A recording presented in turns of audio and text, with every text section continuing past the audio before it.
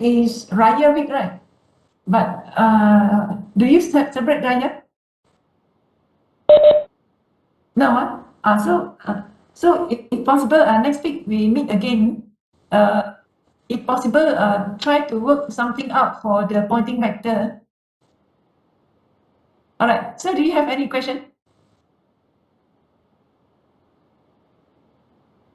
At the moment, no more question. Okay. For plotting the graph, plotting the graph, do you want to proceed with Mathematica or Python?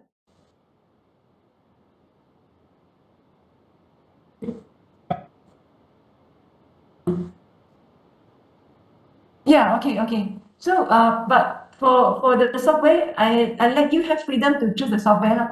But provided you can give the graphs and the programming you have to put as appendix, not the main text. Your programming has to put as appendix to your thesis. Yeah, and the graph plot by Sirius, he no need to show the programming because of it is not the programming solving. He used the software just to plot the graph, just to plot the function. That one no need, because the kind that derive is very explicit. Just a function depends on the complicated statement of omega. But yours are different, So yours, you have to fix the variable. The omega is the value that you choose. Omega is a variable, the frequency you choose. Use the frequency, then you can calculate the p. And then use your omega. You also can calculate your the same omega. Also, you can calculate the s. So one omega, you have one s, and you have a few values of p. Because of multi-stability. Let me go to this again. So hope that you weren't confused. Okay, where is it?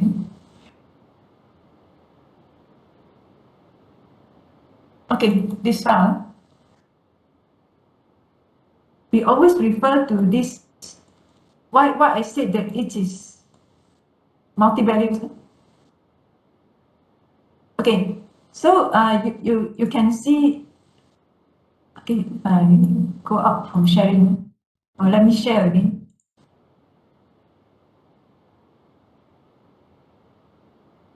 Okay, can you see the file? Okay, so you can see that the P here depends on this lambda. This lambda is calculated from here. You have to rearrange. You have to rearrange this term to the other side, and then you take exponent to kill the ln. So when you kill the ln, then you have the gamma z equals to gamma naught multiplied with exponent something. So you see this is gamma z, exponent of gamma z also, but this is square, nonlinear. This is gamma z to the power of 4 is nonlinear. Gamma naught is a constant, initial values. You can give a value for it. Okay, so when you solve the when you have this gamma z, then gamma z is here, right? And then your phi z is here. Your phi z is here. Phi z is very straightforward, but phi z also depends on gamma z and gamma z square. So it is not a simple function because the series what he solved is after what he get the chi, whether chi z or very complicated high order, but the function still very clear cut. The function that he want to solve will appear on the left hand side of the equation, never appear in the right hand side. But just now you can see that when you rearrange and take the exponent, you can see the gamma z on the left and on the right of the equation. The same as the phi here, the phi which is going to appear in this exponent also has the gamma z. You cannot simply solve it, you cannot plot it as a simple function. That's why you have to use the programming technique to find the roots. So as I can see, this is the fourth order. So some frequency you may have only one solution, but some frequency you may have up to 4 solutions. Okay, so omega is your free variables. The free variables you can change from 0 to maybe 1000, or it depends on the range. Optical range maybe is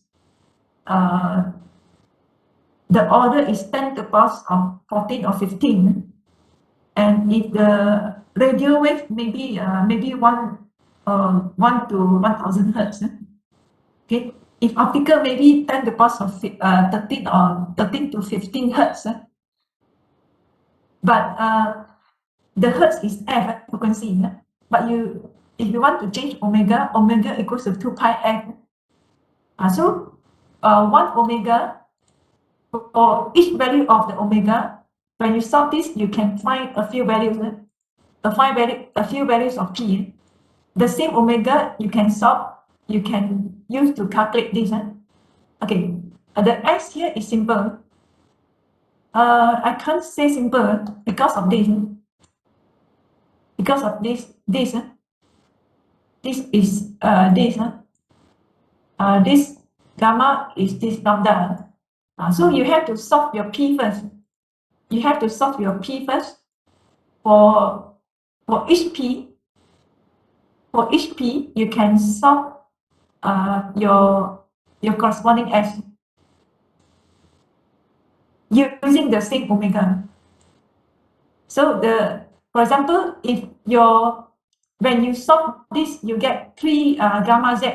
You have 3 gamma, then you use the gamma 1, put it here, so you can solve your S1. Okay, using the same frequency. And using the same frequency, you have the gamma 2, and then you put it here. You can find the other S. Okay? You understand what I mean? Yes, doctor. This part is tedious, it's very complicated. So hopefully your Python or Mathematica will help you to solve this. It looks not so, I can't say not so complicated. It's actually complicated. Gamma naught is constant, but somehow you have to solve the nonlinear equation. So when you solve nonlinear equation, one value of this will give you a few values of solution. And then the z here, you cannot set 0. You give a value. I mean, the distance traveled in the nonlinear medium, you give a value. And the gamma naught also, you give a value. And then